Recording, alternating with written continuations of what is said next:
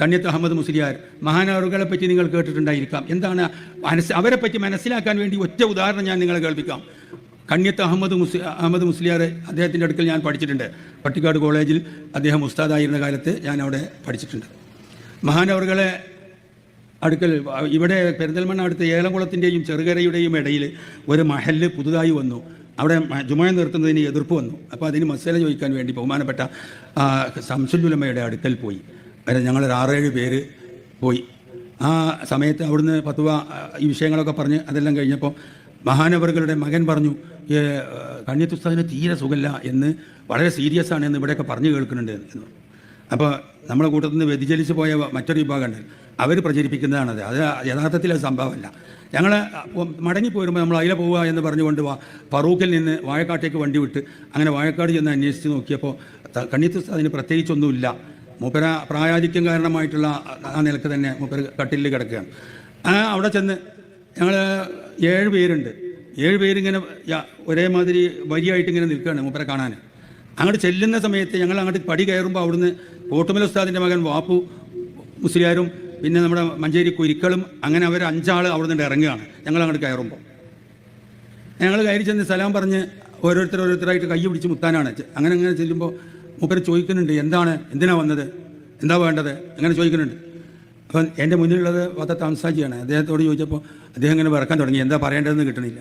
അപ്പോൾ മൂപ്പര് പോക്കറ്റിൽ നിന്ന് ഒരു സംഖ്യ എടുത്തിട്ട് കണ്യത്ത് ഉസ്താദിന് ഹദിയ കൊടുക്കാൻ വേണ്ടി എടുത്തിട്ടുണ്ട്. വിറച്ച് പേടിച്ചിട്ടാണ് നിൽക്കുന്നത്. അങ്ങനെ എന്താ വന്നത്, ദ്വാ കാണാനാണെന്ന് പറഞ്ഞളി, കാണാനാണെന്ന് പറഞ്ഞു. പൈസ എടുത്തിട്ട് കണ്യത്ത് ഉസ്താദിൻ്റെ കയ്യിൽ കൊടുത്തു. ആ സമയത്ത് അദ്ദേഹം ചോദിച്ചു, എന്താണിത് എന്ന്. അപ്പോഴേക്ക് ഇയാൾ ഭയങ്കര പേടിയായി. പൈസയാണെന്ന് പറഞ്ഞാൽ ഞാൻ പിന്നെന്ന് പറഞ്ഞു കൊടുത്തു, പൈസയാണെന്ന്. അത് പറഞ്ഞപ്പോൾ എത്ര പൈസയാണെന്ന് ശരിക്കും ശ്രദ്ധിക്കണം. കണ്യത്ത് ചോദിച്ചു, എത്ര പൈസയാണ്? അത് 20 ഉറുപ്പ്യാണ്. അത് 20 ഉറുപ്പ്യാണ്. അതെന്തിനാ തന്നതെന്ന് ചോദിച്ചു.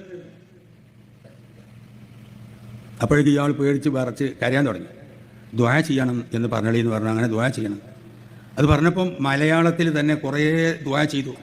പത്തത്തെ അംസാജിക്ക് വേണ്ടി, അയാളെ കുടുംബത്തിന് വേണ്ടി, അയാളെ നാടിന് വേണ്ടി, അയാളെ മക്കൾക്ക് വേണ്ടി, സ്വത്തിന് വേണ്ടി, കച്ചവടത്തിന് വേണ്ടിയൊക്കെ ദ്വാ ചെയ്തു. കുറേ ചെയ്തിട്ട് ചോദിച്ചു, മതിയോ?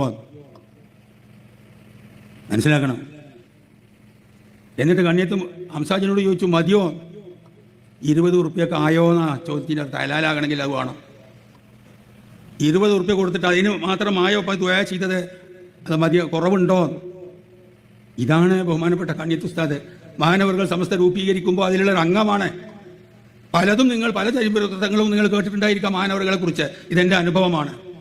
എന്നിട്ട് പിന്നെ പറയുന്നത് എന്താണ്, കുഞ്ഞിമോനെ നേരത്തെ വന്ന 5 ആളും ഇപ്പോൾ വന്ന 7 ആളും 7ഉം 5ഉം 12 ആൾക്ക് ചായ കൊടുത്തോ ഇല്ലേ? ഇതെങ്ങനെ ചോദിച്ചു. ഏത് സമയത്താണ് ഈ 12 കണക്ക് പറയുന്നത്? 7ഉം 5ഉം 12 കണക്ക് കൂട്ടുന്നത് കണ്യത്തിന് അത്തും പുത്തുമാണ് എന്ന് പ്രചരണം നടത്തിക്കൊണ്ടിരിക്കുന്ന സമയത്ത്.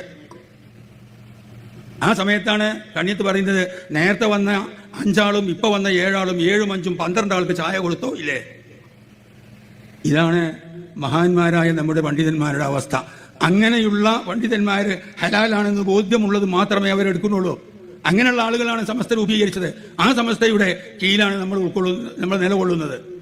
അപ്പോൾ അത് ഇവിടെ നിലനിൽക്കുക തന്നെ ചെയ്യും. സമസ്ത ഇവിടെ നിലനിൽക്കണം. എന്തിന് രൂപീകരിച്ചു സമസ്ത? അത് ആ റൂട്ടിന് തന്നെ മുന്നോട്ട് പോയിക്കൊണ്ടിരിക്കും. അതിൽ സൗകര്യപൂർവ്വം കൂടേണ്ടവർക്ക് കൂടാ, അത് പറ്റൂല എന്ന് തോന്നുന്നവർക്ക് മാറി നിൽക്കാം. ഒരാൾക്കും വേണ്ടി സമസ്ത അങ്ങോട്ട് വളക്കാൻ പറ്റൂല, അങ്ങോട്ട് ഒടിക്കാനും പറ്റൂല. അത് നേരെ വഴിക്ക് പോകും.